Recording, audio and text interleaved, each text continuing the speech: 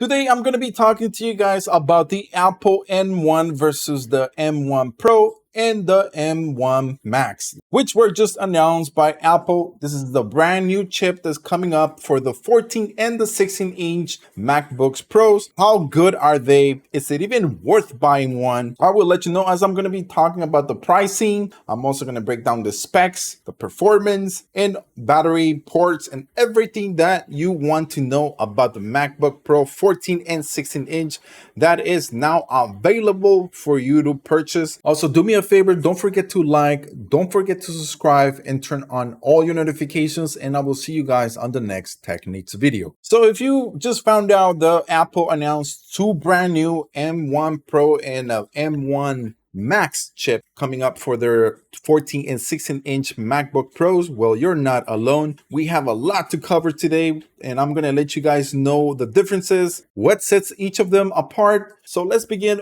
first of all, with the pricing. Apple doesn't sell the M1, M1 Pro, or the M1 Max individually. So let's start off with what they have at this moment. They have the MacBook Air 2020, the 13-inch MacBook Pro 2020, the Mac Mini 20, the 24-inch iMac 20, as well as the 12.9-inch iPad Pro and also the 11-inch iPad Pro. All of those are currently running an M1 chip, which was released last year, 2020, and Apple unveiled the new chip, which is supposed to be the next best thing. So the M1 Pro and the Max are the newer chips, and they don't overlap with the products that feature the M1 right now. So anything that is with the M1, which I just mentioned, are not with the M1 Pro or the Max, such as the 14-inch and the 16-inch. They both come with the M1 Pro or the M1 Max. The 14-inch comes at a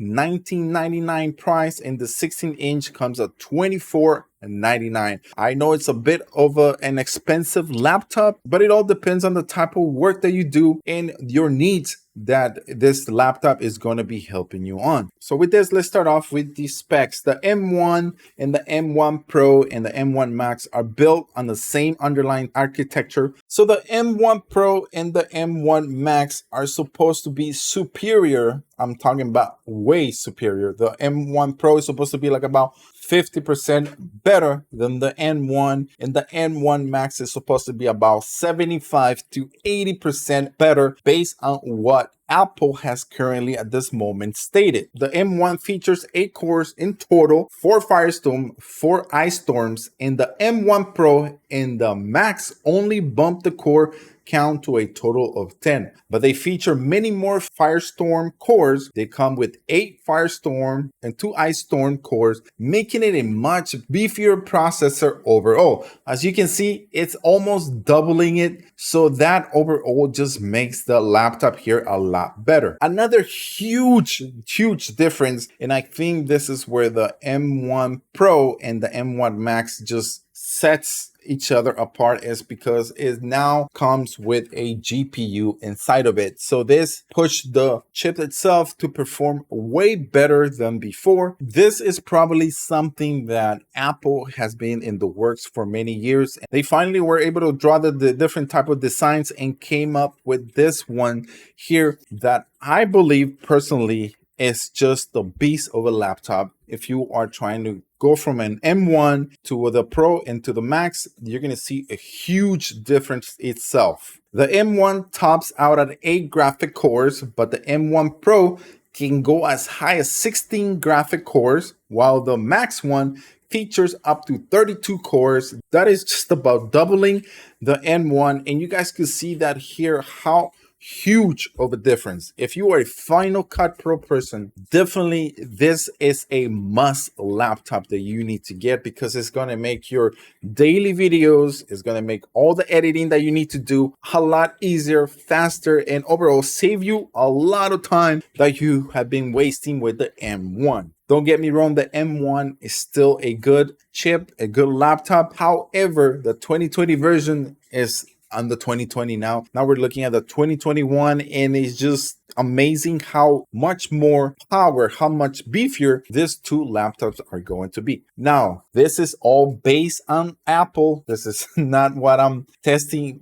I haven't tested this myself, so I really can't confirm this, but I'm sure we're going to give it a good try once we get one. Another huge difference that the M1 Max supports is that it has much more RAM. The M1 can only support up to 16 gigabytes, while the M1 Max goes as high as 64 gigabytes, and the M1 Pro goes up to 32 gigabytes. As you can see, it's almost doubling, sometimes tripling it. See, the problem before then with the M1 is that if you were rendering 3D projects, sometimes, you will be able to create the project, but when it comes to rendering, you always had to go to a desktop and try it and complete this. Now, with the M1 Max chip, actually, you are able to now do this on your laptop with no problem, because it has the M1 Max features a unified memory, which means that you have a lot more memory on the side for you to perform those high-end tasks such as rendering a video, or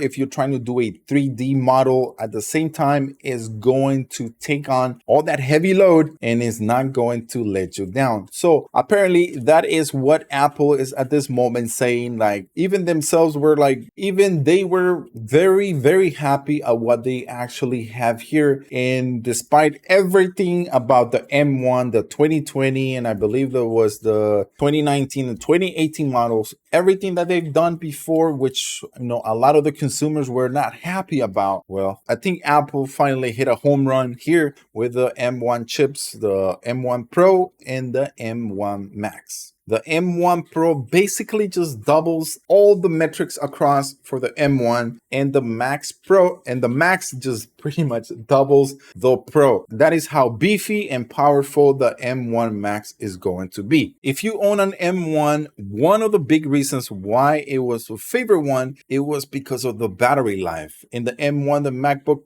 Pro 13, you were able to manage up to 16 hours with battery life. The MacBook Pro, and with the great performance that you are getting for the M1 Pro and the M1 Max, you're still going to get the same type of battery life. You're also, on top of this, guys, you are going to be able to charge your laptop in 30 minutes up to 50%. That is amazing. If you're on the go and you need to charge up your laptop really quick, you can go in 30 minutes to 50%. I think that's just amazing feature that Apple has integrated with these new chips. Wrapping this up, the M1 Pro and the M1 Max, they've also integrated Thunderbolt ports, including up to 4 on the MacBook Pro, which allows up to 4 external displays for you to be able to use. So there you go, guys. Those are the difference between the M1, the M1 Pro, and the M1 Max. Now, which is the best laptop for you? It just depends on the needs that you have. If you are a person that does a lot of 3D rendering and also renders a lot of videos and works in Final Cut Pro heavily